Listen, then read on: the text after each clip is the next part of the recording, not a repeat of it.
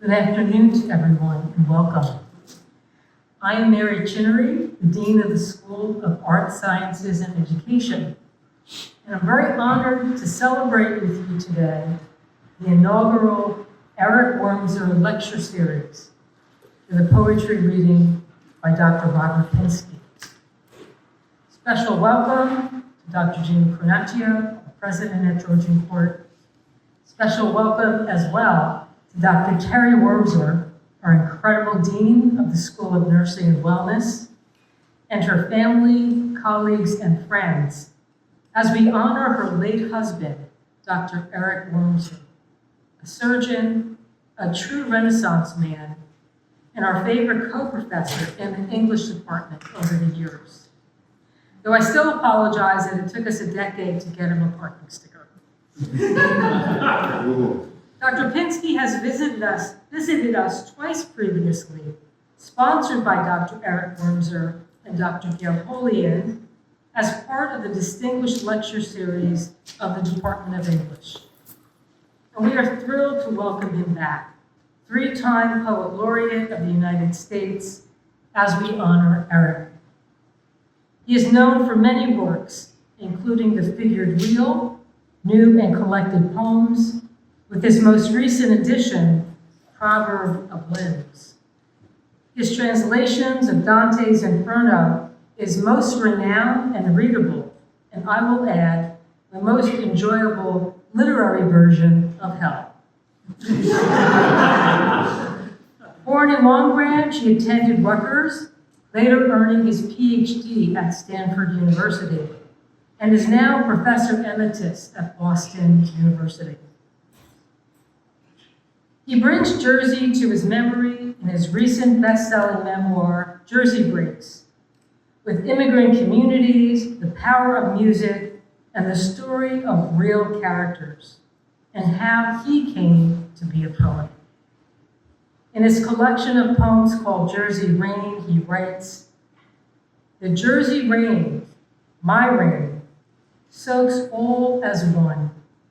It smites Metuchen, Rahway, Saddle River, Fairhaven, Newark, Little Silver, Bayonne.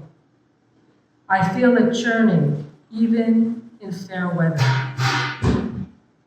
So this kid, born in Bayonne, the state's most unpoetic location, it sounds like the voice of a New Jersey transit conductor, an experience Pinsky relates as an early influence on him in sound and the repetition of words.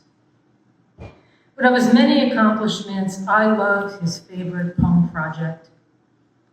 As poet laureate, he brought poetry to the people and asked ordinary people, from bakers to brass players, from teachers to truck drivers, to read their favorite poems aloud, to be recorded or videotaped for posterity. His philosophy is that anyone can enjoy poetry, and poetry is ultimately a democratic endeavor, for it speaks to all of us. I've used this concept in my classes, and the experience of enacting a poem aloud is simply liberating to students. His ideas of poetry speak to what our own Sister Maria Cordes Ritchie used to say, that poetry is spoken music. Thank you and welcome, Dr. Pinsky.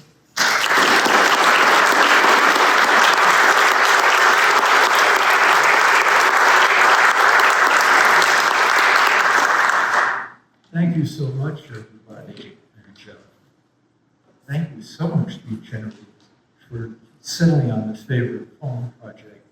I am really, really proud of that project. For those of you who aren't familiar with it, you can see the videos online. And as Dean explained, it is people reading poems they love. No poets, no professors of literature, no actors. It's the the example of culture, and sometimes people say culture, so you think either show business or the academic curriculum. Those are the two categories of culture. Mrs. Leavens, you will see, and I was so proud when you used the verb ask. You said, I asked people to choose a poem they love. Usually people think of projects like I tell people. We ask people. So the construction worker chose the poem by Walt Whitman that he wanted to read. The Cambodian American high school student in San Jose, she chose a poem by Langston Hughes. She used to comment on her family's horrible experience with the Pol Pot regime in Cambodia. So I joined the dean in strongly recommending to you the videos of favoritepoem.org. Favoritepoem.org. It's a funny thing about those videos. Once I've recommended that site to people who don't go to it and watch a couple of the videos, I can't explain it, but terrible things happen. There's like a curse on it.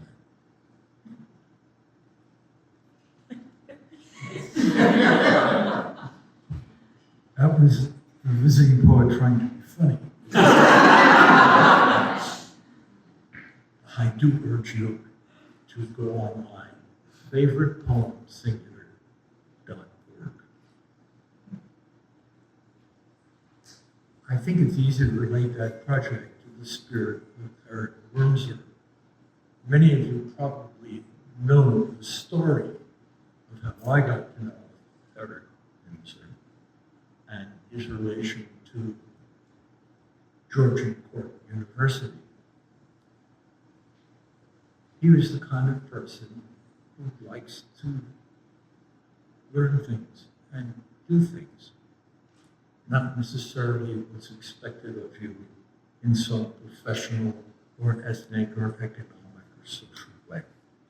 So he was an eminent plastic surgeon who got interested, decided it might be interesting to take a poetry course. So he took a course with Professor Gail Hogan. He liked it so well, and he did so well, he wound up writing about the poetry of Ezra Pound. Many people think of it extremely difficult, but painting. And to my immense benefit, he got interested in poems I had written and wrote about something I had written, and we began a correspondence. And eventually, to my immense benefit, I met him, got to know him, and a side benefit, if I remember what other things he suggested, there were some good every kind, and I politely declined. It was kind of busy. And he said, well, you know, I also am a fight doctor. I could invite you to go to a championship fight in Atlantic City. Thinking of my dad and his father. Then I said, now you're talking.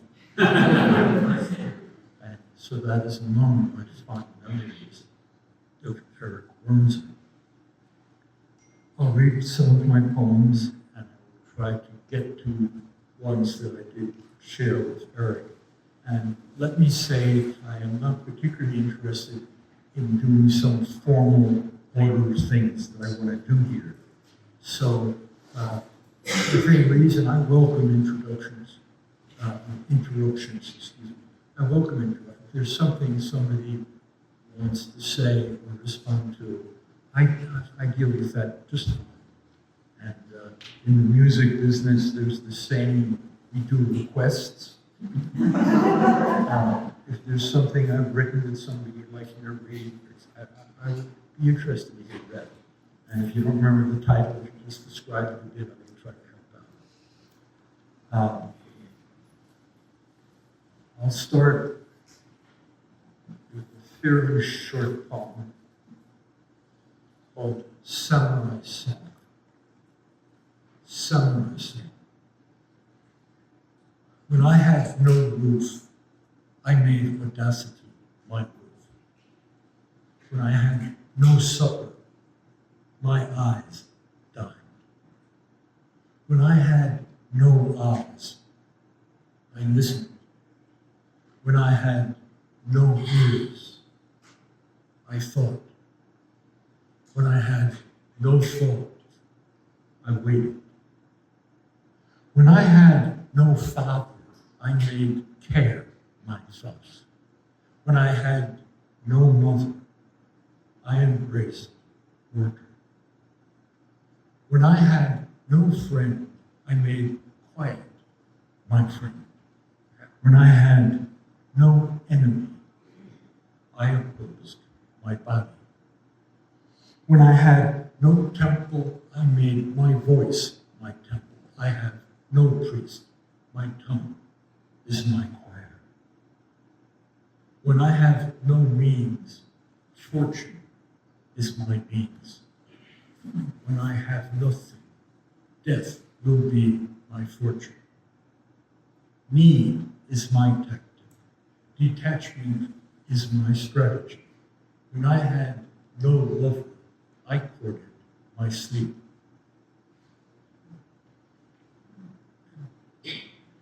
I'll say a little bit about that. Sometimes in poetry readings when I attend them, I'm impatient with people explaining the poem. Well, why did you say that? But I will observe, and this is a kind of a social occasion, going back to friendship. I don't know much about seminars. I just know it goes through movies and books. To me, what's striking about the poem, as I read it here, remembering my other visits here, is that in the poem, in a way I'm saying how I don't need one as you. I'm so sufficient I am, so that the idea of samurai means I know right. And in order to say that, I name all of the most important human relations. So that I talk about mothers and fathers and lovers and friends and enemies, in order to say other people are not totally normal to me. I can only say that by using a lot of examples. Relationships.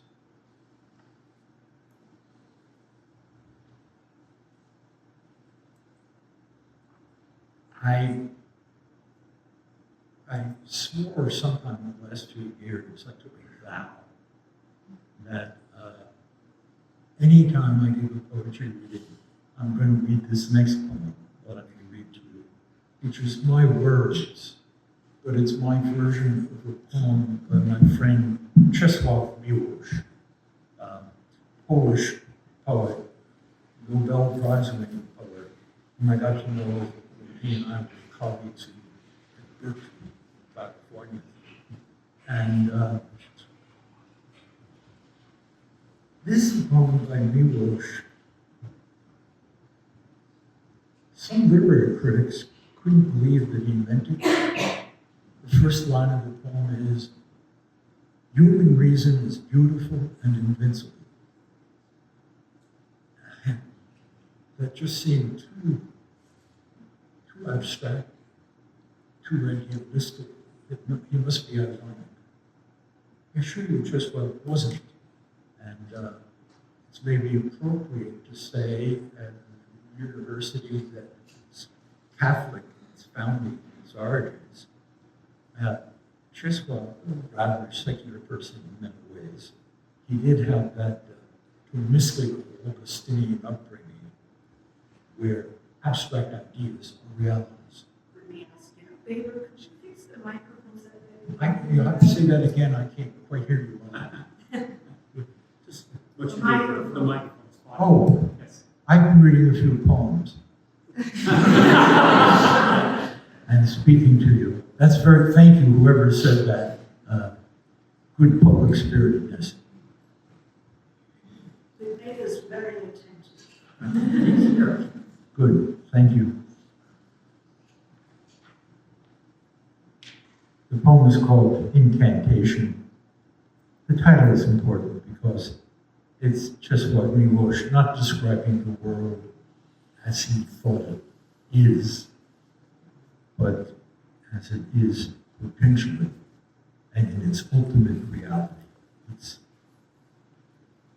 conceptual reality, which again, in the kind of Augustinian tradition, as I understand it, is the real reality.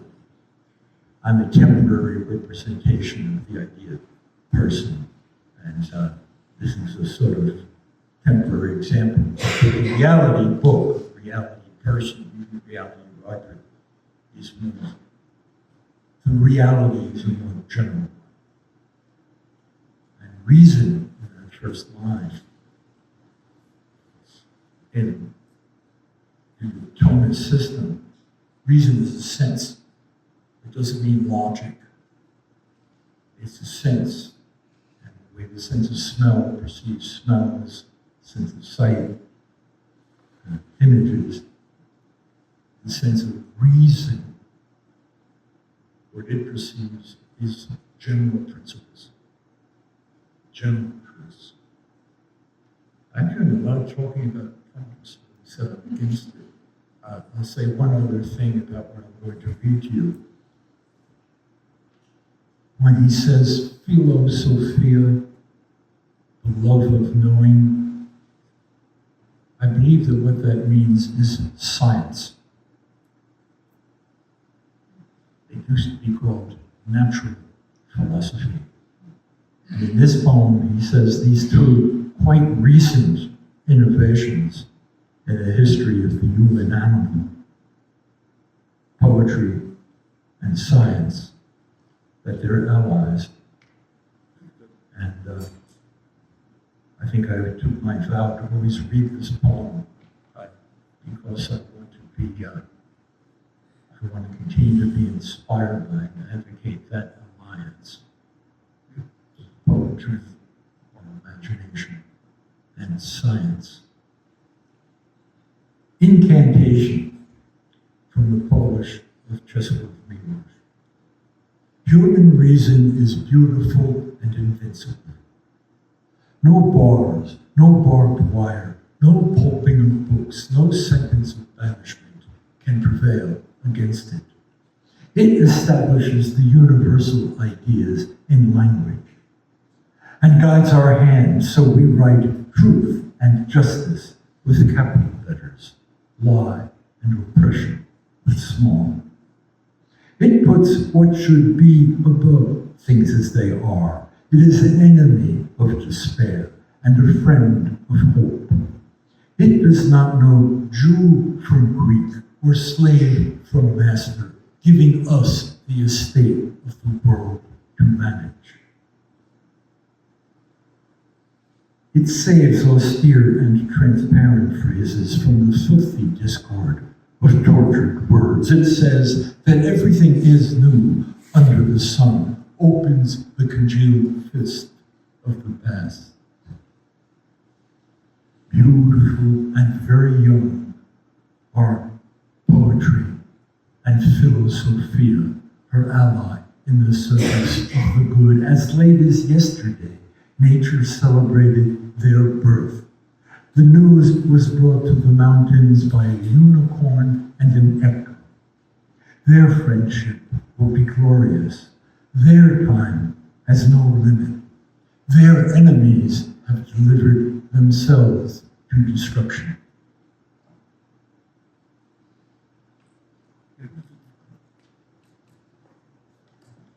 Those are all what I've read to you so far from my selected poems, which is getting me quite a written a few books since my selected poems. This must go back to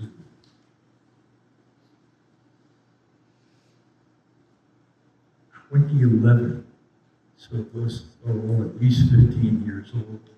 My most recent book, Proverbs of Limbo, just went into paperback. It's just 1 year old.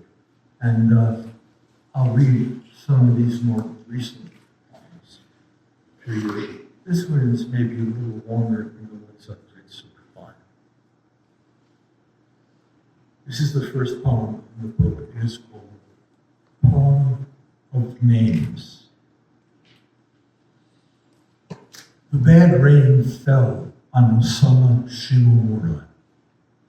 On the walk home from school, it turned his white shirt black. Quote, my grandmother got me quickly into a bath. It likely saved me from death by radiation. End quote. Tuvalu's Ernst Pinsky would not discuss his family killed by Nazis. Quote, an area I have liquidated for my mental health. End quote. Pinsky's grave at Tuvalu, a kind of shrine. Names. Salma begat Boaz, and Boaz begat Obed. The underground river in names of past sheep and retrenchment. Thank you, Elliot, Simon, and Hazel, for wanting to talk with me about my dying someday. Your dog, Bucky, had been so cold when you touched his body. A compliment for me, Elliot, Simon, and Hazel. A compliment for me, that conversation that almost doesn't matter what we said. I thought of Milford, your great-grandpa. That time I asked him, did he believe in life after death? Oh, I guess that you are my life after death, he said. A boy named Christian at a Q&A in Texas asked me, the visiting poet, quote, what motivates you? What gets you out of bed each day? Good question, Christian. The pride of Ernst Pinsky of Mississippi. The shame of Nathan Forrest of Polo Hill. Willie Lee Rose, historian of Reconstruction. Congressman Pellegrino Rodino, called Pete. It's the dead people that motivate me, Christian. Dorothy Pinsky Wright. William Butler Yeats. As to your name, I remember Don Polk saying, quote, a lot of Jewish people think they're white, but no, they're not, end quote. In some way, Yeats was a jerk. Arphaxad begat Saul. Saul begat Eber. Oh yeah, said Ruby to Don Polk. Well, most black people don't know they're Goyim, end quote. Somebody said about Rodino and Sarika, quote, the night school guys are saving the country, end quote. Pinsky needed a job, but no white school could offer him a position. Tuvalu did. At his famous forums there, he asked his students to sit one chair apart so the white kids from Millsat sat among them. Pete Seeger, Ralph Bunch, Joan Baez at the forum. Rodino in the House, impeaching Nixon. Pellegrino means pilgrim. Shimomura. Shimomura discovered cells that made a jellyfish glow. He garnered 1 million samples in Puget Sound. A protein in Iquaria victoria, embedded to glimmer in other life, transformed the entire study of living things. Years later, the Exxon Valdez oil spill left nearly all of those Iquaria dead. A poisoning that Shimomura indicted, he whose grandma had washed away the ashes.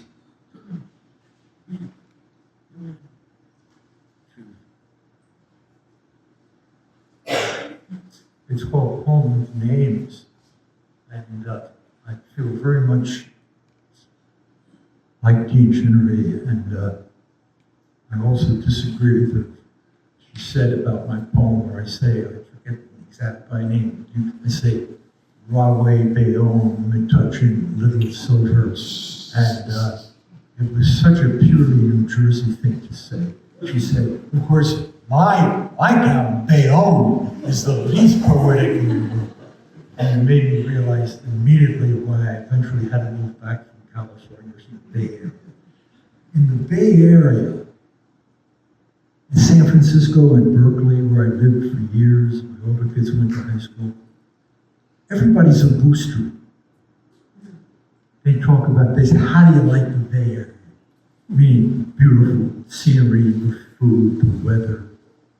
And I had to explain, I grew up where people brag about a place in verse. You think your politicians are corrupt? Ours are much worse. You think there are bad mosquitoes here? New Jersey mosquitoes are vicious. And a lot of people from Metuchen and Rahway would completely disagree with you. Say, oh no, Bayonne is poetic. It's a French name. It's a good place. No, Rahway is much, much less poetic.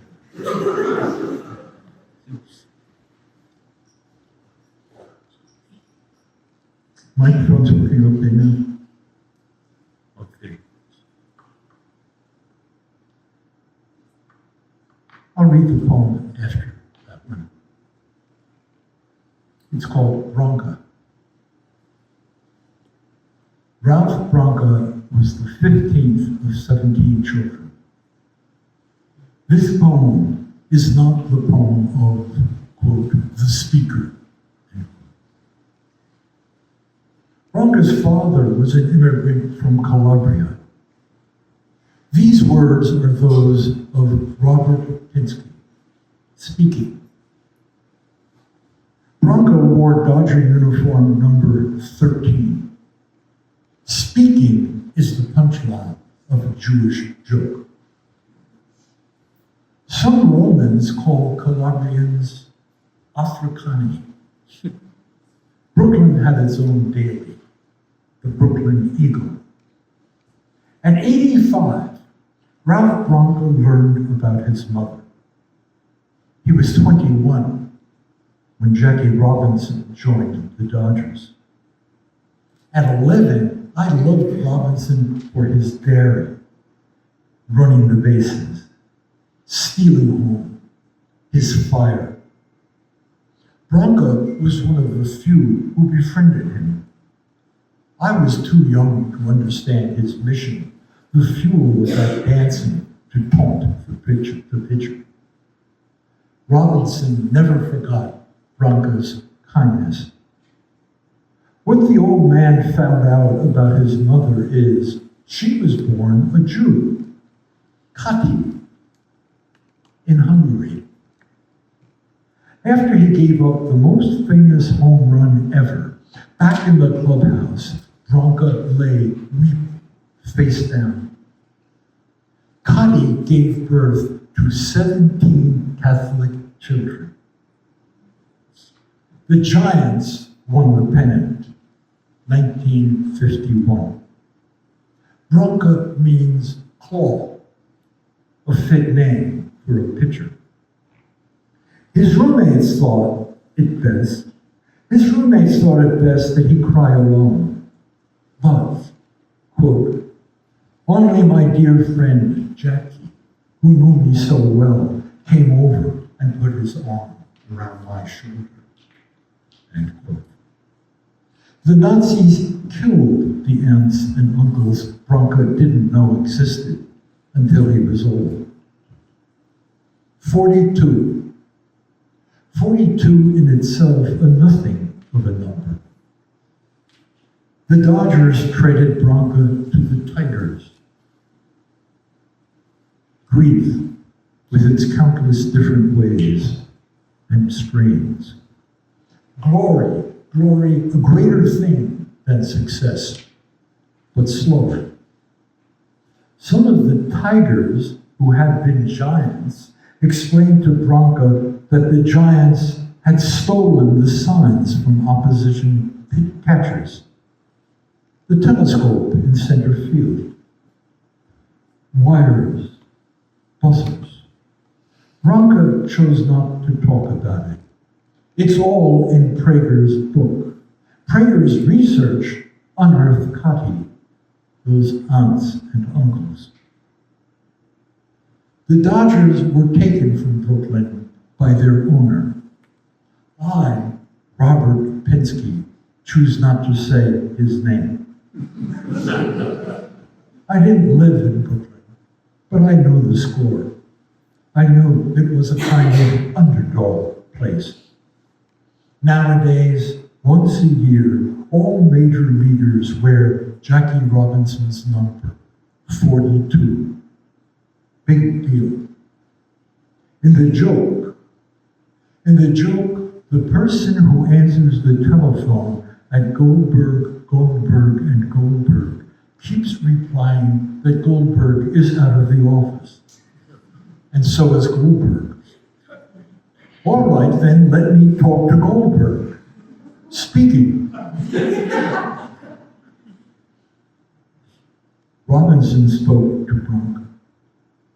Without you, he said, we never could have made it this far.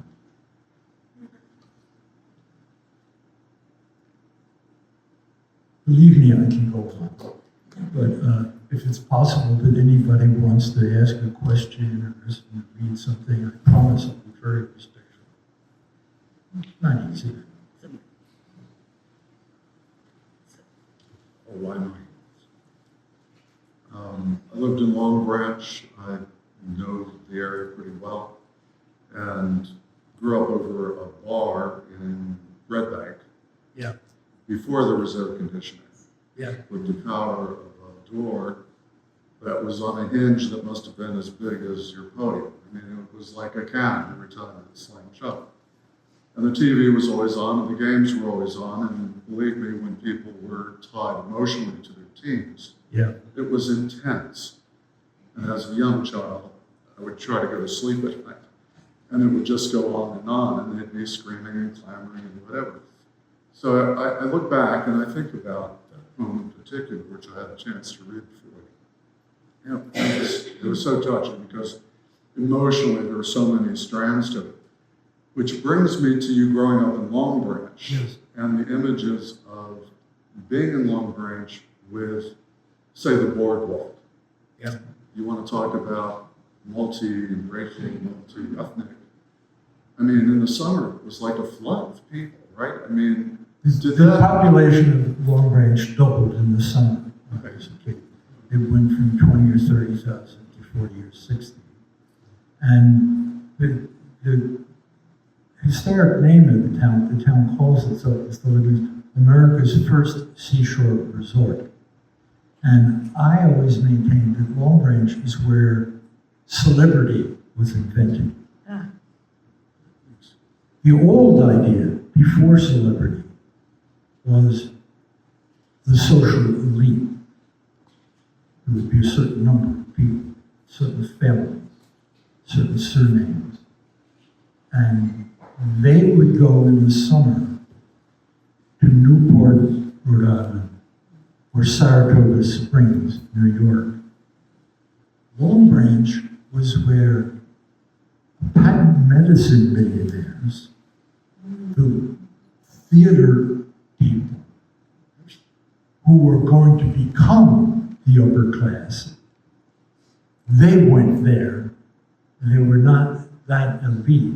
And people like Ulysses Grant loved it because it was, he wouldn't have used this word, English. It was homely. And that is part of the history of my town. And I'm showing you true chauvinism of New Jersey Shore. There may be 3 or 4 people here. I'm by far the oldest person in the room. There may be some people who know the old joke. Is it a joke or just a thing people say? Was it the Long Branch branch of the Red Bank Bank or the Red Bank branch of the Long Branch Bank? Ha ha ha.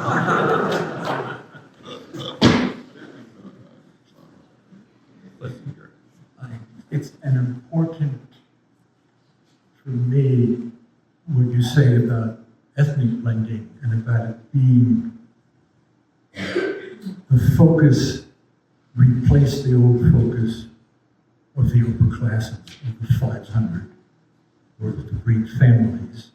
It became more to do with money and show business.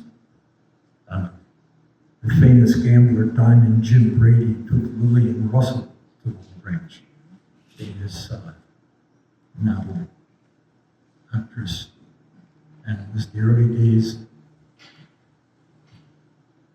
Electric cars about to be replaced for 60 or 70 years by gas-powered cars. He had a fleet of them because in case they broke down, they were both very big people, covered with jewels, beautiful clothes. They'd sit in the lead car, and the cars were illuminated inside, so people could be on Ocean Avenue at the boardwalk and see this beautiful couple come by, large in their vehicle. And the battery ran down, there was one behind it. That's my image of the heyday of the Long Branch. So I'm sure Bayonne is very nice.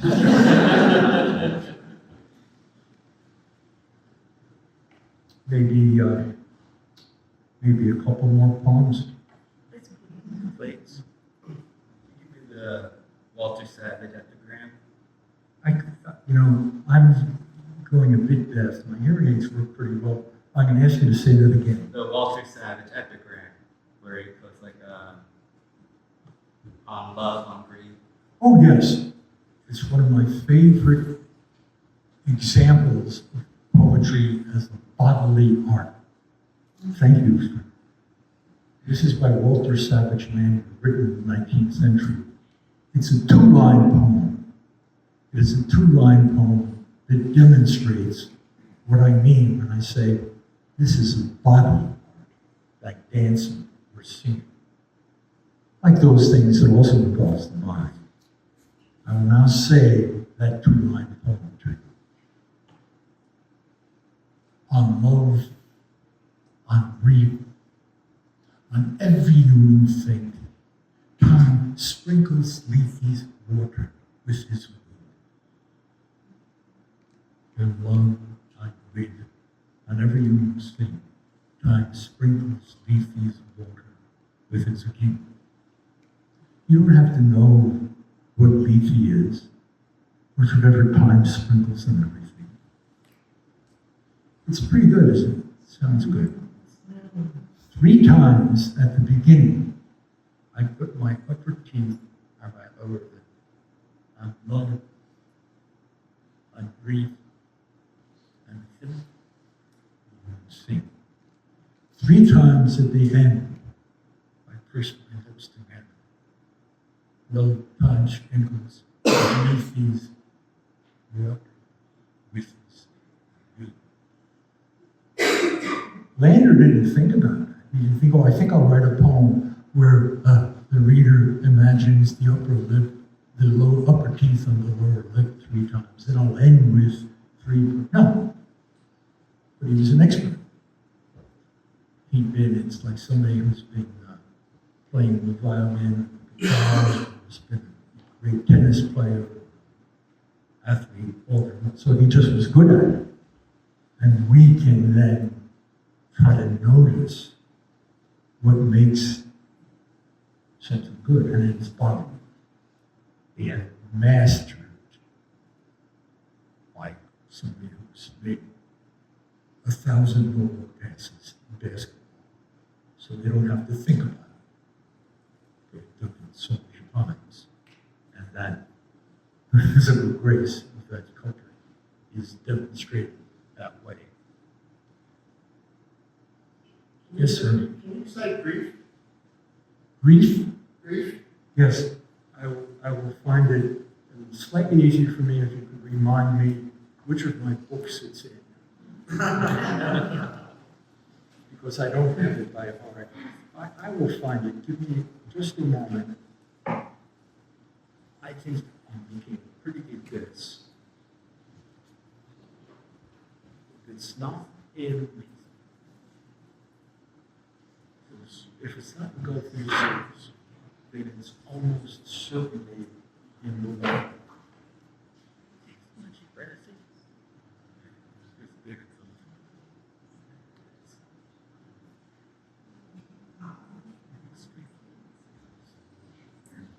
Somebody's looking it up in their phone right now. Check. So, this is why I have to do another, how do I keep some things? Did you like the poem? Say it again? Would you like the poem? Yes. There it is.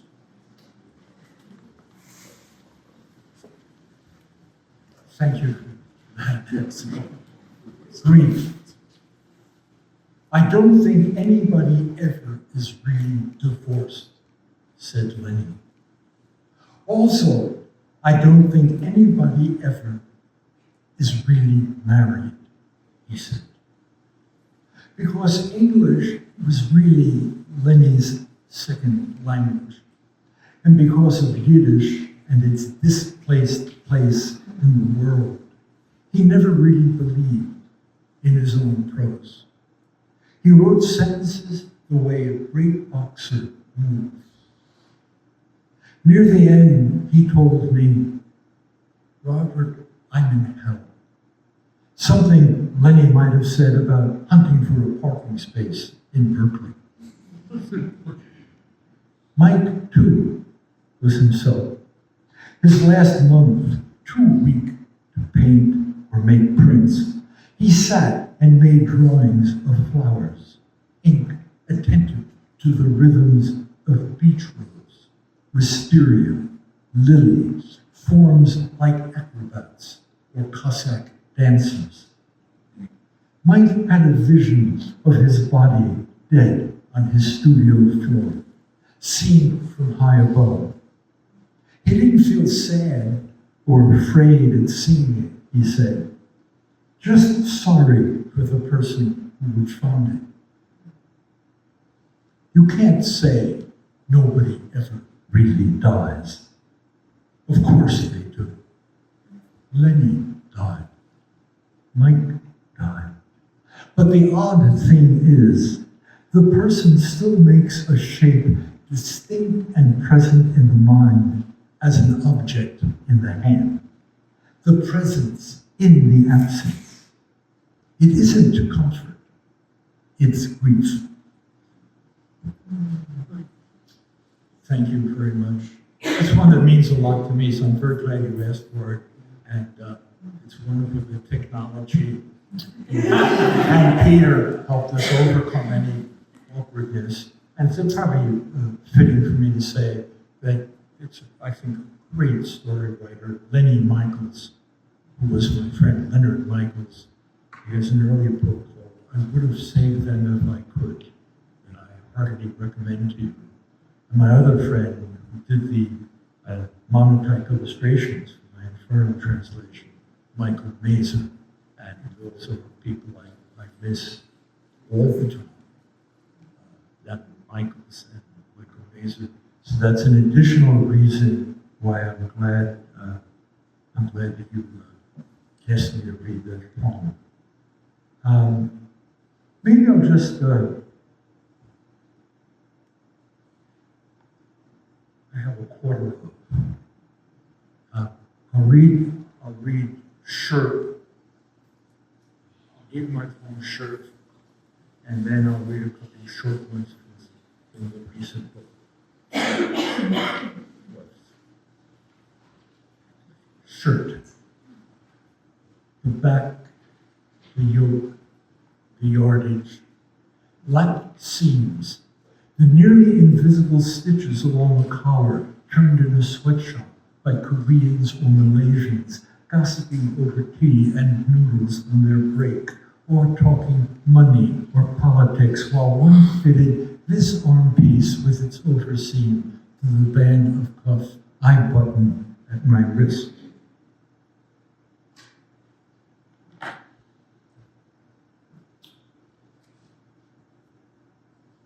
The presser, the cutter, the wringer, the mangle, the needle, the bobbin, the code, the infamous blaze at the Triangle Factory in 1911. 146 died in the flames on the 9th floor. No hydrants, no fire escapes. The witness in a building across the street who watched how a young man helped the girl to step up to the windowsill, then held her out away from the masonry wall and let her drop. And then another, as if he were helping them up to enter a streetcar and not eternity. A third, before he dropped her, put her arms around his neck and kissed him. Then he held her into space and dropped her. Almost at once, he stepped to the sill himself. His jacket flared up from his jacket as he came down, air filling up the legs of his gray trousers, like Art Crane's Bitterlight, shrill shirt ballooning. Wonderful how the pattern matches perfectly across the placket and over the twin bar-tack corners of both pockets, like a strict line or a major chord. Prints, plaids, checks, houndstooth, tattersall, madras, the clan parkings invented by mill-owners inspired by the hoax of Ushin to control their savage Scottish workers, tamed by a fabricated heraldry, MacGregor, Bailey, McMartin. The kilt, devised for workers to wear among the dusty, clattering looms, weavers, carders, spinners, the docker, the man, the loader, the planter, the picker, the sorter sweating her machine in a litter of cotton as slaves in calico head rags sweated in fields. George Herbert, your descendant is a black lady in South Carolina.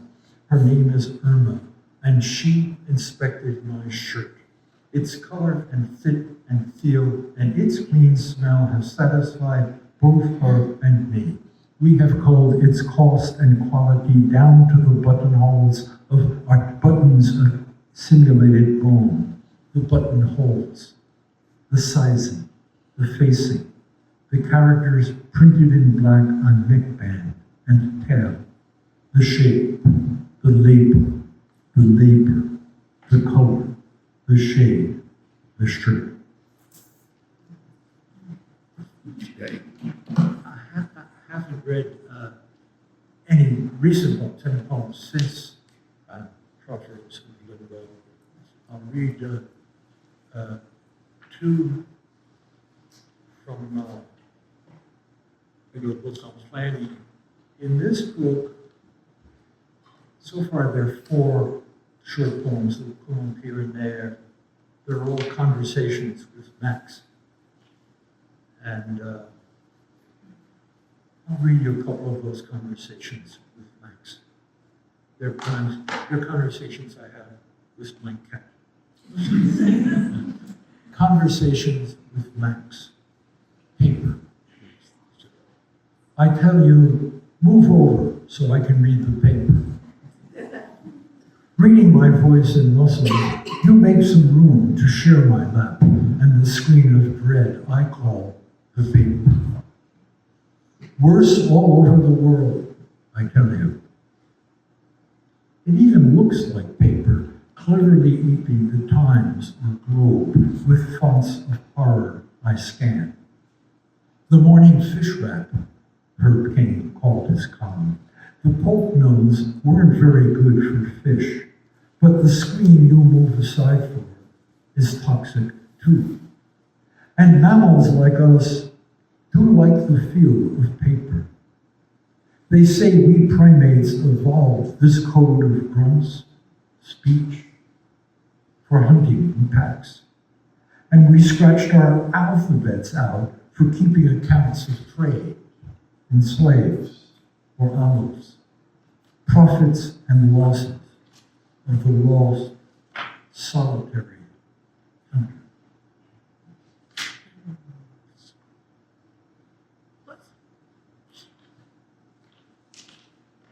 I'll read one more, I'll close with one more conversation with Max. This is the most recent poem I just wrote a couple of weeks ago. Terry Wurmser asked me about my trip to Bellagio, and my wife and I spent 4 weeks, guests of the Rockefeller Foundation, a beautiful villa, one of those beautiful places in the world, hills of Old Plains, great food, we had prepared conversations with Max, giving voice. My absence for the past 4 weeks upset you, disrupting every routine. Now that I'm back, you let me know about it by deed and voice. Shit on the landing. Mournful extended speeches. I answer with imitations you seem to accept in Aristotle's meaning of the word. Generous enough to echo me back in kind and not in mockery, using your voice a way like mine in fatigue when meaning to say companion, I say piano. As useless, trying to explain to you about the well-intended foundation that made me their happy guest for a month, unhappy for you, as to explain you to them. Now, mules of woe anew to emulate the movement of the mind. Thanks very much.